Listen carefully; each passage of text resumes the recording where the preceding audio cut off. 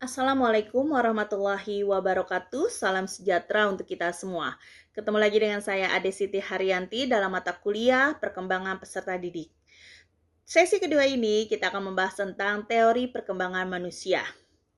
Seperti yang kita ketahui pada sesi pertama, tentang perkembangan adalah suatu perubahan yang terjadi secara terus-menerus dan berkelanjutan. Perubahan dalam hal ini bukan hanya tentang kondisi fisik saja, tetapi bagaimana cara seorang manusia berpikir, cara manusia bersosialisasi, sampai dengan menentukan emosionalnya. Berikut ini adalah teori-teori yang mempengaruhi perkembangan manusia. Di antaranya adalah teori psikoanalisis, teori perkembangan kognitif, teori perkembangan psikososial, teori pembelajaran sosial, teori perkembangan moral, dan teori sosiokultural. Teori-teori ini tentunya dipengaruhi oleh beberapa faktor pendukung, yaitu faktor biologis. Faktor biologis ini meliputi faktor hormonal, genetik, bagaimana perkembangan pertumbuhan seorang anak di sini akan dilihat dari yang kecil menuju besar, dan cara berpikir juga sangat dipengaruhi oleh faktor genetik.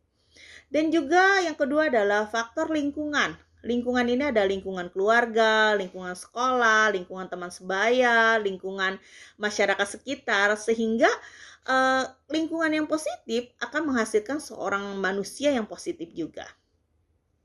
Selanjutnya adalah lingkungan kognitif. Seorang anak akan dipengaruhi oleh bagaimana cara dia berpikir, menyimpan memorinya, dan kemampuan untuk memecahkan suatu permasalahan. Nah, kalau kita memecahkan suatu permasalahan, pasti kan harus berpikir terlebih dahulu kan? Terus yang selanjutnya adalah faktor interpersonal.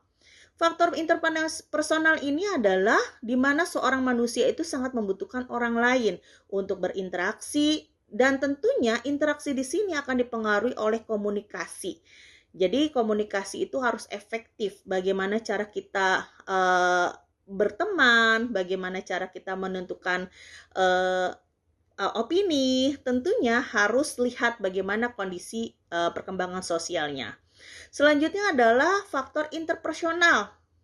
Kita itu adalah manusia yang memiliki perasaan, bagaimana cara berpikir, cara menumbuhkan motivasi kita, dan untuk berkembangnya suatu kepribadian tentunya dengan kemampuan beradaptasi dengan lingkungannya. Baik, segitu saja pemaparan dari saya tentang teori perkembangan manusia. Terima kasih. Wassalamualaikum warahmatullahi wabarakatuh.